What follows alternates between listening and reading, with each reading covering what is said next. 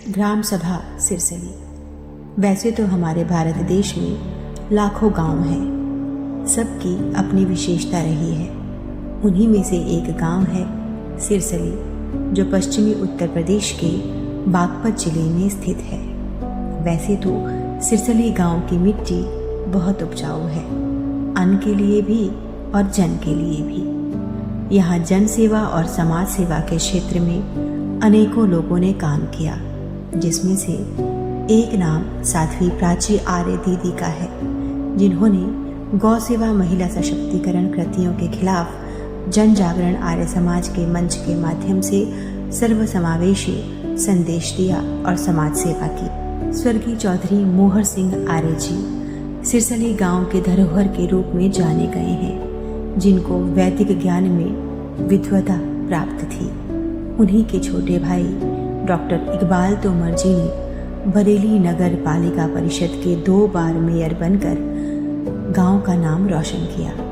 एक भूतपूर्व प्रधानाचार्य श्री भूपाल सिंह तोमर जी ने कबड्डी और वॉलीबॉल के क्षेत्र एवं राजनीतिक क्षेत्र में भी गांव को गौरव दिलाया। इसी कड़ी में एक नाम और शामिल हुआ, चौधरी रामवीर सिंह तोमर, जिनको इंजीनियर साहब के नाम से जाना जाता है। इंजीनियर साहब ने सिरसली गांव की पहचान बनाने में अहम भूमिका निभाई। इंजीनियर साहब का बचपन बेहद गरीब कृषि परिवार में हुआ, जिन्होंने बचपन से ही अभाव और गरीबी को बहुत करीब से देखा है।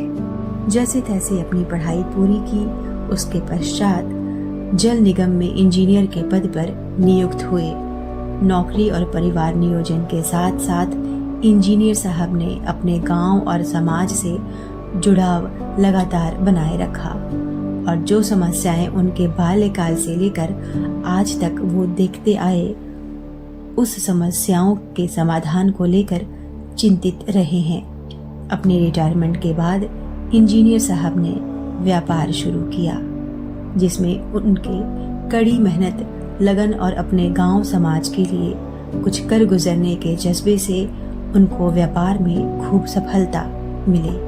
चौधरी रामवीर सिंह ने सफलता की सीढ़ियां अकेले ही नहीं चढ़ी, अपने ग्रामीणों, मित्रों और संगे संबंधियों को साथ लेकर बुलंदियों को छुआ और फिर अपने गांव में अनगिनत विकास कार्य किए। जैसे गांव के तालाब में पानी भर जाने के बाद पूरे गांव में फैल जाता था, जिससे ग्रामीणों को बदहाली से गुजरना पड़ता था। इंजीनियर साहब ने गांव के 7 तालाब में 1,28,00,000 रुपए द्वारा जल निकासी हेतु विकास कार्य किया। 21 लाख रुपए लगाकर गांव के सभी 450 खंभों पर रोड लाइट लगाकर अंधकार को प्रकाश में बदल दिया। लगभग 30 लाख रुपए की लागत से शमशान भूमि का निर्माण कराया। 10 लाख रुपए जल योजना हेतु दिए। 3.5 करोड़ रुपए की लागत से मातृभूमि योजना शुरू कर सिरसली गांव के अंदर 7 किलोमीटर आरसीसी रोड बनवाए। इसके साथ साथ चौपाल, मंदिर निर्माण, पानी टंकी की मरम्मत, मेधावी बच्चों को नेट, नीट, यूपीएससी, आईएएस जैसे पढ़ाई का खर्च वहन किया। तो चौधरी साहब, एक बात बताओ, आपने अपने गांव में, ऐसा सुनने में आया हमारे, कि 15-20 करोड़ रुपया खर्च कर दिया। आप इतने बड़े उद्योगपति हो यहाँ, तो आपने गांव के साथ इतना लगाव और इसके पीछे क्या उद्देश्य है, थोड़ा सा ये बताएंगे आप? देख भाई, कितने पैसे खर्च हुए तो सही पता होगा मेरे अकाउंटेंट को।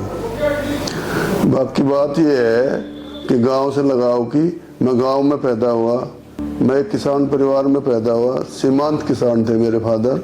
तो गांव की सभी समस्याओं से कैसी कैसी समस्याएं आती है मेरे जीवन में, वो सब समस्याएं आई गांव में ही। गांव से ही जाके बड़ौत हम स्कूल में साइकिल से जाते थे, वहीं से रोज आना जाना, उसमें जाकर पढ़ाई की। तो इसलिए कच्चे रास्तों से जाके क्या क्या प्रॉब्लम आती है वो सब मुझे पता है। बाकी बात रही कि भाई गांव से इतना लगाव क्यों है? गांव से तो देखो, जो गांव में पैदा होता है, जिसके अंदर थोड़ी बहुत अपने गांव के प्रति लगाव है, तो उसे गांव का ध्यान रखना ही चाहिए। बाकी बात ये रही कि कहाँ से प्रेरणा मिली। जब से 2014 से मोदी सरकार आई, मोदी जी हमारे प्रधानमंत्री बने, उन्होंने गांव को अपनी प्राथमिकता में रखा। उन्होंने सुलभ शौचालय गांव-गांव दिए, हर घर में शौचालय दिए, और उज्ज्वला गैस, औरतों की, महिलाओं की परेशानी को देखते हुए उज्ज्वला गैस कनेक्शन फ्री दिए सबको। और उन्होंने एक सांसद आदर्श ग्राम योजना चलाई थी, जिसमें हर सांसद को 1 साल में एक गांव का संपूर्ण विकास करना था। तो मेरा भी मानना ये है कि विकसित भारत जो है, विकसित गांव से ही साकार हो सकता है। तो इसलिए मैंने सोचा कि भाई, अगर मेरे में सामर्थ्य है तो अपनी मातृभूमि का ऋण चुकाने के लिए मुझे कुछ न कुछ करना चाहिए। मोदी जी से प्रेरणा पा करके ही मैंने ये सब काम किए। बहुत बढ़िया। तो आपने बिल्कुल ठीक कहा कि ये तो कितने करोड़ खर्च हुए हैं तो अकाउंटेंट को ही पता होगा। तो चौधरी साहब देखो, अब तो आप बागपत, ये जो आपका संसदीय क्षेत्र है, इसमें आपको काम करना है। अगर आप आते हैं तो अब गांव तक तो सीमित नहीं रहोगे, तो आपको क्या लगता है कि इस क्षेत्र में क्या क्या आपको समस्याएं दिखती हैं जो जरूरी है अभी इमिनेंटली ठीक करनी? मेरा मानना ये है कि गांव के विकास से शहर की भी समस्याएं समाप्त हो जाएंगी। शहरों पर हम जो भी योजना बनाते हैं, शहर की भी, शहरों पर इतना लोड है, गांव से पलायन शहर की तरफ को बहुत ज़्यादा है। अगर गांव में चिकित्सा और शिक्षा की व्यवस्था ठीक हो जाए तो, और वहाँ कुछ रोजगार पैदा हो जाए, तो वहाँ से पलायन रुक जाएगा। तो हमारी शहरों की समस्या भी खत्म होगी और गांव भी विकसित होंगे। जैसे सुनने में आता है कि इस क्षेत्र में किसान ज्यादा हैं, तो उनके लिए आपकी कोई योजना है? मेरी योजना से तो वो काम नहीं हो सकता। सब भारत सरकार ने किसानों के लिए बहुत बहुत अच्छी अच्छी योजना, आजकल क्या है, जैसे ये गन्ना बहुल क्षेत्र है, यहाँ पर जो है एथेनॉल के प्लांट, CBG वगैरह इनके प्लांट लग रहे हैं। साल 2 साल के अंदर ऐसी चीजें, ऐसी स्थिति पैदा हो जाएगी कि गन्ने को एडवांस में देकर लोग बाग खरीदेंगे। अच्छा। गन्ने की कोई समस्या, गन्ने के पेमेंट की कोई समस्या नहीं रहेगी। हर स्कीम को, प्लानिंग को फलीभूत होने में कुछ समय लगता है, वो समय अब आ गया है। और मेरा मानना है कि अगले साल से समस्या गन्ने के पेमेंट की नहीं रहेगी। तो आप वो योजनाएं धरातल पे उतारेंगे? हाँ। ठीक है। तो एजुकेशन, आपने जैसे कहा कि शिक्षा और चिकित्सा, तो एजुकेशन पे भी आपने कुछ काम किया होगा चौधरी साहब? एजुकेशन का जहाँ तक ये है कि जो बच्चे पढ़ने में थोड़ा ठीक है, वो प्री निकाल लेते हैं, तो मेन में जो भी खर्चा होता है उसको हम अपने खर्चे से बच्चों को पढ़ाते हैं। अच्छा, ठीक है चौधरी साहब, थैंक यू। आज के लिए नमस्कार। अभी हमारे साथ हैं सिरसली गांव के प्रधान श्रीमान धर्मेंद्र तोमर जी। अभी आप ये जो देख रहे हैं मेरे पीछे, ये इस गांव का एक तालाब है। तो प्रधान जी, मैं चलते चलते ये देख करके रुक गया कि ये तालाब के किनारे ये क्या बनवाया हुआ है, थोड़ा सा इसके बारे में आप बताएंगे? हाँ बिल्कुल। हाँ जी। ये एक पंपिंग स्टेशन है जी। जो तालाब ओवरफ्लो होते थे पहले, इसके इसी में 2-3 तालाब और जोड़ रखे थे, वो पाइप लगा हुआ है, 3 तालाब जोड़ के इस तालाब में लेके आए। अच्छा। ये पूरा गांव ओवरफ्लो हो जाता था, घरों में पानी भर जाता था जी। तो हमारे रामवीर साहब ने ये पंपिंग स्टेशन इसको बोलते हैं जी। यहाँ मोटर लग रही है ऑटोमेटिक, जैसे ही पानी ओवरफ्लो होता है तो सेंसर वाला मोटर है, तुरंत पानी बाहर राइजिंग मैन द्वारा यहाँ से लगभग 2 किलोमीटर तक पानी छोड़ देते हैं। उससे गांव का फायदा है, किसानों को सिंचाई में काम आता है और गांव खुशहाल है। इससे पहले गांव में बड़ी समस्या थी। 2 साल हो गए हमारे जो रामवीर साहब है, उन्होंने 2 साल पहले मतलब 6 तालाब है, 3 जोड़ दिए, 3 उस साइड जोड़ दिए। अच्छा। उधर भी एक तालाब में ऐसे लगा हुआ है गांव के परले शोर में, बामनोली वाले रास्ते पे। तो आधे गांव का पानी उधर से फेंक देते हैं, आधे गांव का इधर से फेंक। तो अब ओवरफ्लो की इस गांव में कोई समस्या नहीं। तो प्रधान जी, माजरे का भी आप कुछ बता रहे थे कि माजरे में क्या माजरे में हमारा मजरा पड़ता है रामगढ़। अच्छा। वो भी हमारे गांव में लगता है। हाँ। मजरे में भी वहाँ पे टंकी पानी की समस्या थी, तो रामवीर सिंह ने 10-12 लाख रुपए लगा के एक मिनी टंकी बनवा के हर घर जल हर घर नल, मोदी जी वाली योजना अपना के हर घर में जल पहुंचाया। अच्छा, इसमें जो हमारे गांव में कूड़ा कच्चा गीला सूखा सब निकलता है ना, उस कूड़े को दो हमारी गाड़ी है हमारे पास, 2 ड्राइवर हैं, वो सुबह हर घर जाएंगे, हर घर गली गली जाएंगे, कचड़ा लेंगे, सूखा इसमें डालेंगे, गीला उसमें डालेंगे। ये एक सेकंड देख सकते हैं क्या? हाँ, देखो, तुरंत है।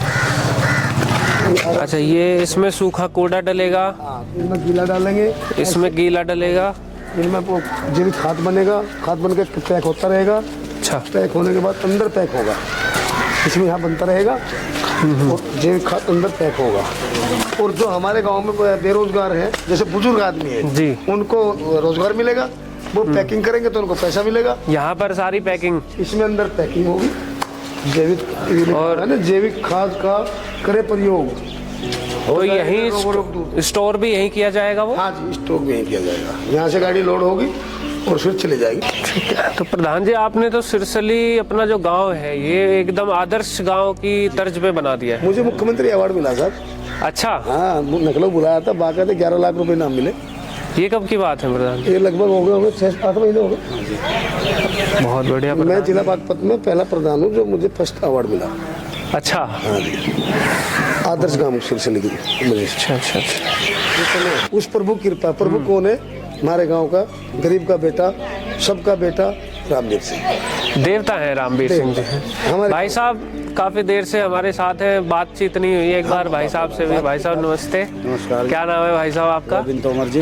गोविंद जी। गोविंद जी, अभी जो जैसे रामवीर सिंह जी को आप ही लोगों ने मनाया, उकसाया कि भाई नहीं, आप ये सेवा कार्य तो कर ही रहे हो, ये भी चलता रहेगा, लेकिन उसके साथ राजनीति में पावर हो तो और अच्छे से आप सेवा कार्य करोगे। जी बिल्कुल। गांव के लिए नहीं, पूरे क्षेत्र के लिए करोगे। इस पे आपका क्या कहना है? मतलब क्या लगता है आपको, रामवीर सिंह जी जैसे उन्होंने गांव को एक मॉडल बनाया, आदर्श बनाया, ऐसे पूरे क्षेत्र में कर पाएंगे? जी बिल्कुल सर, उन्होंने हमारे गांव में इतने काम किए, पूरा क्षेत्र इकट्ठा होके 40-45 गांव के प्रधान, पूरा गांव क्षेत्र से पब्लिक आई हुई थी, सभी ने उनको इसलिए उनके पास बात रखी कि सर आप राजनीति में आए, बागपत लोकसभा का उद्धार करें। सर गांव सिरसली को एक मॉडल का नाम मिल गया, सिरसली मॉडल। तो पब्लिक की ये गुजारिश है उनसे कि आप बागपत लोकसभा में 572 के आसपास गाँव आते हैं, हर गाँव को आप सिरसली मॉडल दो।